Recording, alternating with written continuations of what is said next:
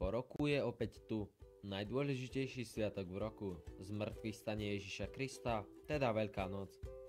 Ja vám o Veľkej noci teraz môžem priniesť zaujímavé fakty, ktoré ste možno nevedeli, alebo ktoré už dávno viete.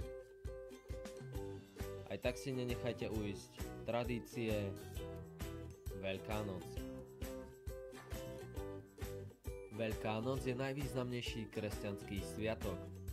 Je oslavou zmŕtvychvstania Ježiša Krista po jeho smrti na kríži. Teraz sa slávi v apríli, no Veľká noc úzko súvisí so židovským sviatkom Pesach. Veľkonočné oslavy sa v každom štáte líšia. Medzi veľkonočné symboly patria napríklad baránok, vajíčko, zajačik, ale aj ďalšie iné. Počas Veľkej noci sa veriaci modlia, aby sa Bohu poďakovali.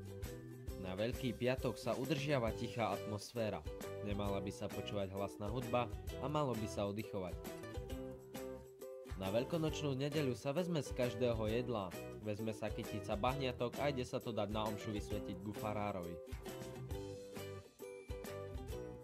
Každý chlap sa aj tak najviac teší na kúpací pondelok, kedy môžu dievčatá a ženy poriadne vyoblievať a vyšibať. V modernej dobe sa do toho pridáva aj voňavka.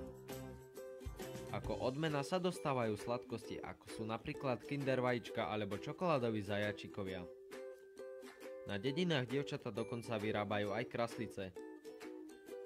A večer, na kúpací pondelok, by sa všetci mali stretnúť na poriadnej veselici a mal by sa zažehnať 40-dňový pôst.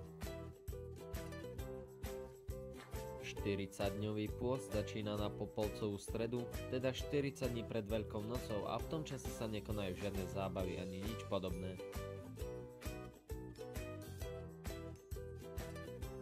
Ako ozdoby na Veľkú noc sa vždy používali kraslice, kvety, teda hlavne narcis a niekde aj tulipany. Alebo do misky sa nasadila žerucha, potom zajačiky, stužky a rôzne iné veci. Ja dúfam, že sa vám toto video páčilo.